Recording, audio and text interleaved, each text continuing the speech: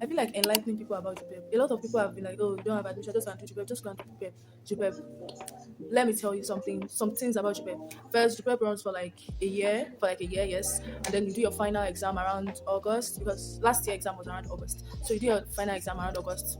Just three subjects depending on your department. If you're a science student, you do your exam will be six because for every subject you're going to be doing practical. But if you're an engineering student, you're going to be doing five because you're going to be doing maths and there's no practical for maths. And yeah, you have to have the total points is 16 points, A 5 points, B 4 points, C 3 points, D 2 points, and E 1 point, and F is no points at all. So that's a total of 16 points because for every point you have without having an F, your one will be added. So that's why the total point is 16 points. And JUPEP is no beans. I'm not even capping.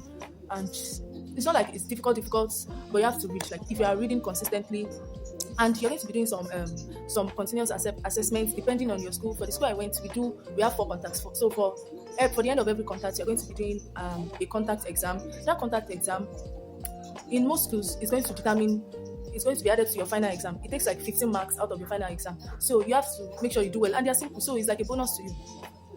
They are simple, it's like a bonus to you so that you add it to your final exam. That is someone that has 15 in the continuous assessment. The person will know that, oh, I have 15 marks on ground already. And then, and if you're going for courses like medicine, the best is to have 16 points. Like that's the safest. If you're going for competitive courses like medicine, I'm saying medicine because that's my line of, I'm into the medical, so medicine, I don't know, some engineering courses, you just have to have 16 points. And nursing is like 15, 14. In very rare cases, they'll take 15 for medicine. I don't know if it's still possible. And for schools like Unilag, like UI, no, I don't think UI does JUPEB. And Unilag, OAU, just know you have to have 16 points. You have to have 16 points. And let me shock you. In some cases, you can have 16 points and you still not be given medicine. So, in my next video, I'm going to be telling you why.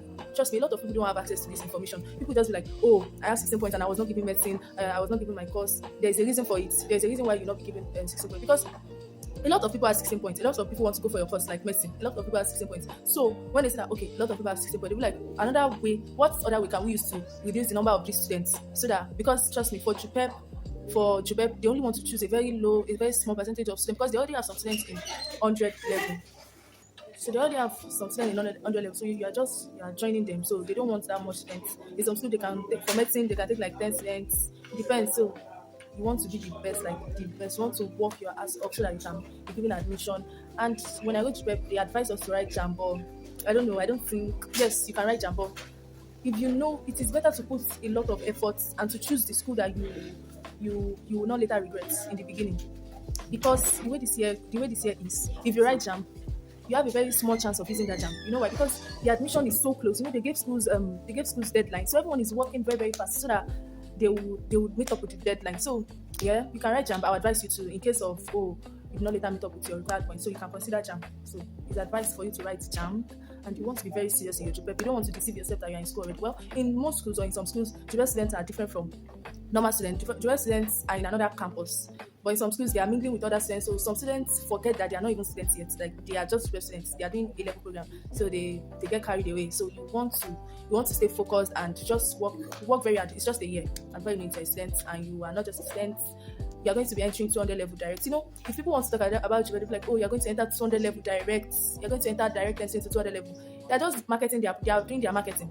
Because the truth is that you have to work for it, and it's not only work, you have to pray to your final exam, because you have to pray like as you are reading, you are praying, because it's not CBT, it's theory and objective and practical. So it's people that are marking it, and during work time people like, hey, Uchema Shadura, you better be praying because you don't know the person that will mark your script. It can be yes, something like that. You have to pray also for JUPEP. You have to pray because you don't know who is marking your script. You don't know anybody. So but you have to read. Trust me, if you read, you are going to pass. That's it. If you read, you are going to pass. JUPEP is not that hard, but you have to read and be serious with it.